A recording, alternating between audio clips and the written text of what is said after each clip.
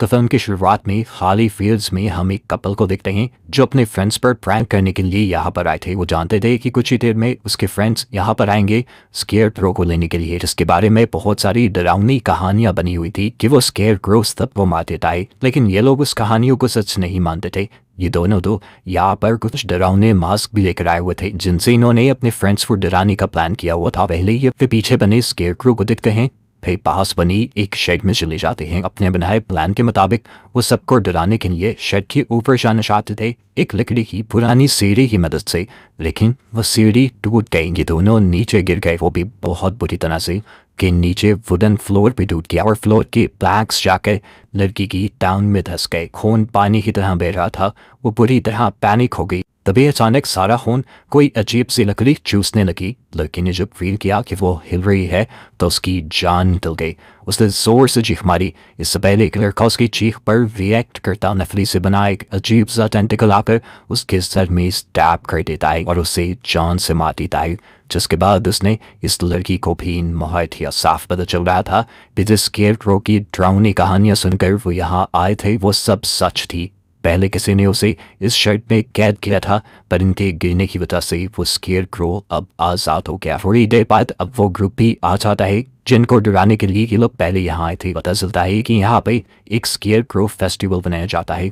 पहले वो इन फील्ड्स में मनाया जाता था, पर अब ये फील्ड्स बिक जाने की वजह से ये फेस्टिवल इस मरतबा शहर में मनाया जाएगा। लेकिन इन्होंने प्लान किया कि स्केयर क्रो इसी फील्ड्स का लेकर जाएंगे। एक स्टूडेंट ने प्रोफेसर से पूछा कि मैंने सुना है वो स्केयर क्रो जान ले लेता है लोगों की। तो प्रोफेसर ने कहा कि सब कहानियां हैं, चलो आओ अपना काम करें। एरन ने अपने एक दोस्त को भी यहाँ बुलाया हुआ था जिनकी ये फील्ड्स थी। क्रिस्टन ने यहाँ पर अपने दूसरे दोस्त एडी को भी यहाँ बुलाया हुआ था। यानी उन 5-6 लोगों की यूनिवर्सिटी वाले ग्रुप के अलावा भी यहाँ और लोग थे। ये लोग बातें कर रहे होते हैं कि अचानक एरन को उसके एक स्टूडेंट की चीखने की आवाज़ आती है। जाकर उन्होंने देखा तो उसके दोस्तों ने प्रैंक करने के लिए उसे स्केयर क्रो से बांध दिया था। लेकिन अब प्रैंक करने वाले दोनों दोस्त मिल नहीं रहे थे। अभी एरन अपने स्टूडेंट्स के साथ मिलकर उसे फ्री करवा रहा था कि एकदम से उसके स्टूडेंट बेट को किसी ने खींच लिया। वो तेजी से पीछे की तरफ बढ़ रही थी। एरन उसे पकड़ने के लिए गया और पीछे से अपने स्टूडेंट्स को कहकर गया यहाँ से कहीं मत जाना। लेकिन इन स्टूडेंट्स ने बात नहीं मानी और वो कहीं और चला गया। यहाँ पे देखा कि बेट को तो क्रिस्टन ने पकड़कर बचा लिया था, लेकिन अब क्रिस्टन को ही कोई खींचने लगा। एरन ने क्रिस्टन का हाथ पकड़कर उसे बहुत मुश्किलों से बचाया और भागकर ये लोग स्केयर क्रो के पास आए जहाँ पर बाकी लोग थे। यहाँ से केल्विन गायब था। ये लोग आगे बढ़े तो इन्हें केल्विन भी गिरा हुआ मिला। उसे उठाकर ये लोग भागकर फ्रिज से बाहर निकल आए। फ्रिज से बाहर निकलकर ये लोग एक शर्ट में आते और इन्होंने दरवाज़ा बंद कर दिया। इन्हें लगा कि शायद मुसीबत टल गई है, लेकिन ऐसा नहीं था। कोई पीछे से जोर जोर से दरवाज़ा बैंग करने लगा। इन्होंने अब दरवाजे और खिड़कियाँ सीधे करने का सोचा। इससे पहले कि यहाँ से कुछ चीज़ें उठाकर वो सीधे तर पाते, खिड़की के ऊपर इनकी एक साथी का कटा हुआ जिस्म लटक जा पाए। यानी किसी ने उसका मर्डर कर दिया था और उसका सर काट के उसकी बॉडी को यहाँ लटका दिया था। उसे देखकर सबका डर से बुरा हाल हो जाता है। सब शौक में रह जाते हैं। इससे पहले कि आगे जाकर उस बॉडी के साथ कुछ करते, उसी बॉडी को कोई खींच कर लेके आ। सभी की हालत डर से बहुत ज़्यादा ख़राब हो चुकी थी। इन लोगों ने खिड़कियों को सील करने का काम जारी रखा और क्रिस्टन के फ़ोन से पुलिस को कॉल करने की कोशिश की, लेकिन यहाँ पर सिग्नल्स भी नहीं थे। गैरन अपने बचाव के लिए यहाँ पर चीज़ें ढूंढने लगा। उसे एक गन, एक गोली के साथ और मिट्टी का तेल मिल गया जिससे वो अपने बचाव के लिए इस्तेमाल कर सकते थे। अब सब यही सोचने में लग गए थे कि आखिर उनके पीछे पड़ कौन गया है। एक लड़की कहती है स्केयर क्रो, क्योंकि स्केयर क्रो की वजह से ही इस जगह को बहुत ज़्यादा हॉन्टेड समझा जाता है। लापता वो कहानियाँ सच हों तो इन्होंने सुनी हुई हो, लेकिन एरन इसमें तो भी कहता है कि ये सब बकवास है। हो सकता है जिसने इन सबको मारा वो कोई एक जानवर हो, कोई जंगली जानवर। बेथ और क्रिश्चियन जिसको उस अजीब सी एंटिटी ने खींचा था उसका हलिया उन्होंने केल्विन को बताया और केल्विन ने स्केच किया तो ये लोग बुरी तरह डर गए। वो बिल्कुल स्केयर क्रो की तरह दिख रहा था और ज़्यादा किसी घोस्ट की तरह लग रहा था। स्केच बना देखने के बाद तो बेथ की हालत ज़्यादा ख़राब होने लगी थी। उसने सोचा कि दिन में अगर ये हाल है तो रात में तो वो हमें नहीं छोड़ेगा, उसकी पावर्स भी तो ज़्यादा हो जाएंगी। बेथ इन सब लोगों से कहती है कि हमारे यहाँ से निकलना ही बेहतर है, लेकिन ये निकलते कैसे? बस के जरिए जिसकी चाबियाँ उस लड़की के पास थी जिस लड़की का मर्डर हो गया। और अब रह गया था एडी का ट्रैक्टर जो कि चल भी नहीं रहा था। लेकिन एरन अब फैसला करता है कि वो उसी ट्रक को स्टार्ट करने का रिस्क लेगा क्योंकि वही ट्रक इनकी आखिरी होप है। वो सबको कहता है कि मैं ट्रक को स्टार्ट करके हेल्प लेने जाने की कोशिश करूंगा। अगर सब बाहर निकले तो यकीनन किसी न किसी की मौत हो जाएगी। वैट जो सबसे ज़्यादा घबराई हुई थी उसे प्लान पसंद नहीं है, उसे किसी की परवाह नहीं थी, लेकिन वो कहती है कि मैं पहले ट्रक में जाऊंगी। आपके सारे लोग इससे पहले कि कोई नया प्लान बनाती वैट अपने फ्रेंड कैल्विन से कहती है उसे बस अपनी जान बचानी है, रीज तुम कुछ भी करो। और वो लड़का उसकी बात मानकर अपनी जान की परवाह किए बगैर विंडो से बाहर कूद जाता है। एरन की जाने से पहले ही वो अब ट्रक में चढ़ गया, लेकिन ट्रक स्टार्ट करने की कोशिश की तो ट्रक स्टार्ट ही नहीं हुआ और आउट की विंडो पे हमें पहली मरतबा स्केयरक्रो को दिखाया गया। कैल्विन दो से देखकर घबरा गया। उसे बचाने के लिए उसका ग्रुप बाहर निकला। एडन ने उसे मारने के लिए गोली चलाई, लेकिन गन बैकफायर कर गई। क्रिस्टन ने कैरोसिन और आग रख तक फेंकी, लेकिन उसमें स्केयरक्रो नहीं मरा, बल्कि उनकी आखिरी उम्मीद ट्रक ही जल गया। सभी लोग अब बाहर आ चुके थे और वापस अंदर नहीं जा सकते थे क्योंकि एंट्रेंस पर ही स्केयरक्रो आ गया था। अभी लोग भागकर एक दूसरे शेड की तरफ गए जिस शेड के अंदर से मूवी के स्टार्ट में वो स्केयरक्रो बाहर निकला था। इसका फ्लूइड बहुत खस्ता था। इन सब लोगों के जाते ही इनके वजन से वो टूट गया।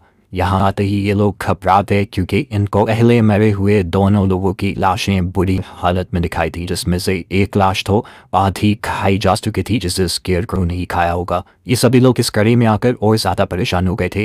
वो समझ गए थे कि स्केयरक्रो को यहीं बंद किया गया होगा और अगर वो यही रहे तो बड़ी आसानी से स्केयरक्रो का शिकार बन सकते हैं। इसीलिए इन्होंने फैसला किया कि ये लोग वापस ऊपर जाएंगे।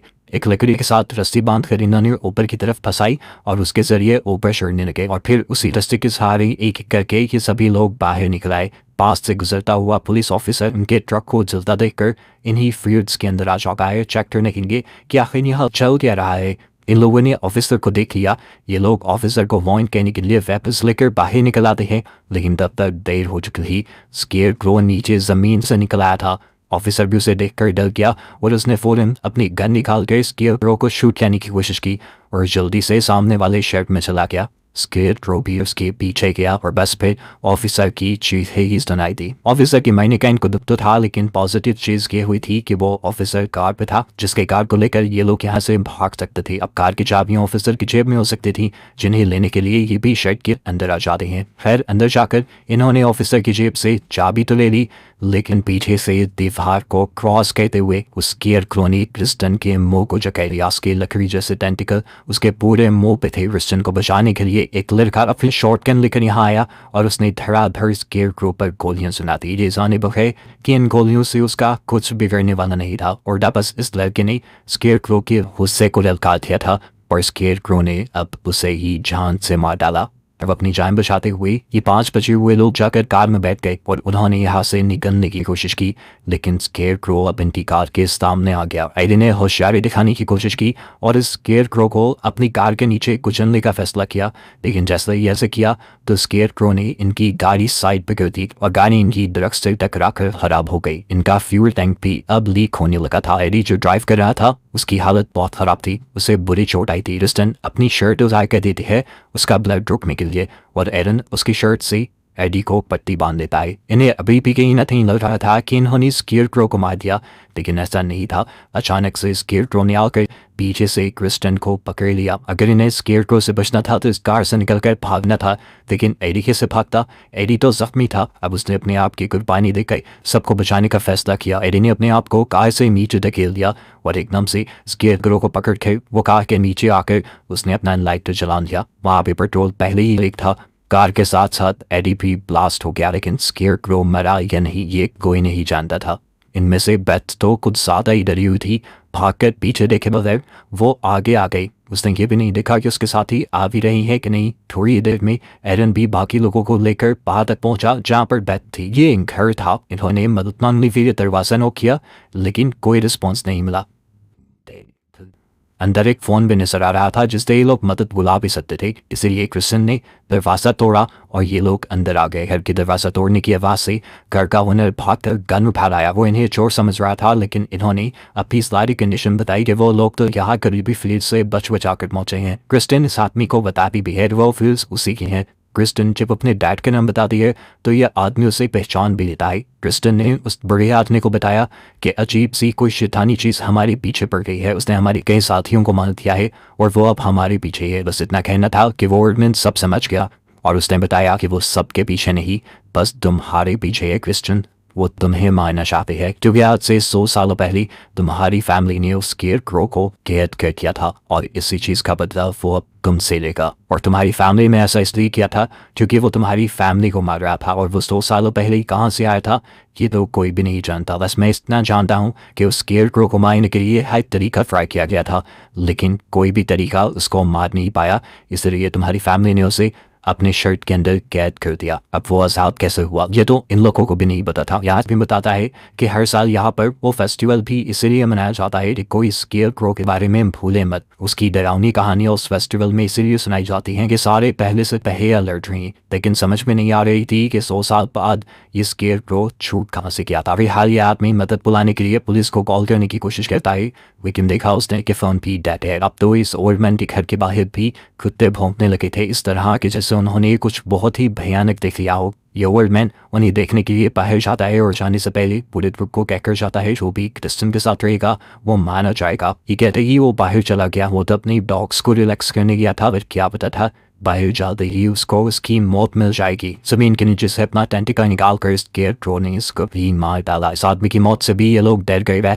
इस ओल्ड मैन की मौत से और भी ज्यादा घबरा गई। सबसे ज्यादा डरपोक शक भी वो सबसे कहती है कि हम क्रिश्चियन को उस स्केयरक्रो के हवाले कर देते हैं, इससे हमारी जान बचाएगी। लेकिन पूरे ग्रुप ने ऐसा करने से मना कर दिया। बेथ ने खुद ही चाकू उठाया और बाहर चल गई। ये सब लोग अपनी जान बचाने के लिए ओल्ड मैन के ट्रैक्टर के जरिए यहाँ से भागने का प्लान करते हैं, लेकिन तभी उन्हें बेथ की चिल्लाने की आवाज़ आती है उसकी मदद करने के लिए। जब वो बाहर गए तो पता चला कि बेथ सिर्फ ड्रामा कर रही थी। उसने एक क्रिस्टन को बाहर बुलाना था और बाहर बुलाते ही उसने क्रिस्टन के गले पे चाकू रख दिया। उसने धमकी दी कि अगर किसी ने भी मेरे प्लान के अंदर आने की कोशिश की या क्रिस्टन को बचाने की कोशिश की तो मैं क्रिस्टन को ही मार डालूंगी।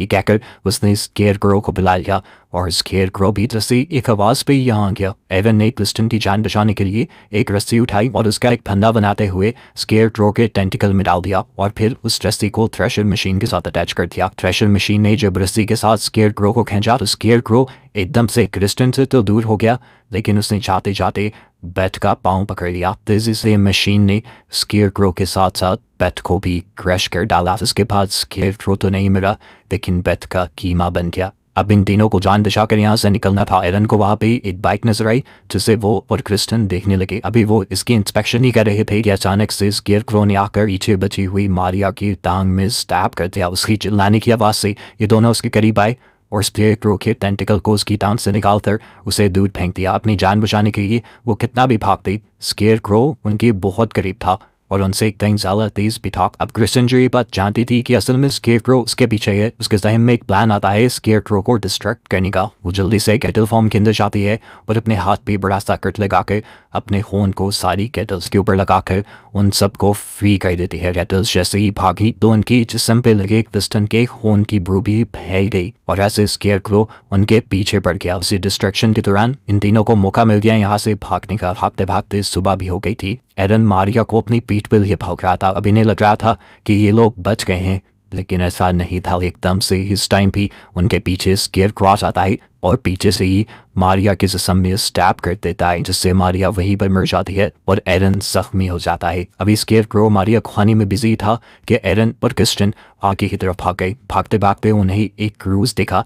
ये काफ़ी पुराना लग रहा था, लेकिन यहाँ से उन्हें मदद मिल सकती थी। इन्होंने उसके अंदर जाने का फैसला किया, लेकिन वहाँ जाके क्या देखा कि स्केयरक्रो उनसे पहले ही यहाँ आ चुका था। उसको देखकर इस मरतबा एरन उससे डरा नहीं और उसे लेकर पानी में कूद दिया। ये नज़ारा देखकर क्रिस्टन फूट फूट के रोने लगी। उसे लगा था कि उसका दोस्त भी मारा गया, लेकिन अगले ही पल उसने देखा कि एरन तैर कर वापस क्रूज के अंदर आ गया था। उसे लगा कि अब फाइनली स्केयरक्रो से उसकी जान छूट गई, लेकिन अभी भी ये उसका वहम ही था, क्योंकि स्केयरक्रो ने पीछे से अपना टेंटिकल निकालकर एरन की बैक में स्टैब करते हुए उसे मार डाला। और अब बस बची थी क्रिस्टन। क्रिस्टन अब उससे अब बगोला हो चुकी थी। उसे वो नहीं सही जा रही थी ये सारी चीज़ें। इतने मर्डर जो स्केयरक्रो कर चुका था वो अब एक चाल चलती है। एक कुल्हाड़ी लेते हुए वो क्रूज के नीचे से नीचे आती है। स्केयरक्रो भी उसका पीछा करते हुए नीचे आया तो क्रिस्टन फौरन ही आग लगाकर ऊपर की तरफ आ गई और उसने नीचे का रास्ता ही बंद कर दिया। उसने स्केयरक्रो को बंद कर दिया जिस तरह उसकी फैमिली ने किया था। उसकी फैमिली ने तो बस स्केयरक्रो को बंद ही किया था, इसने तो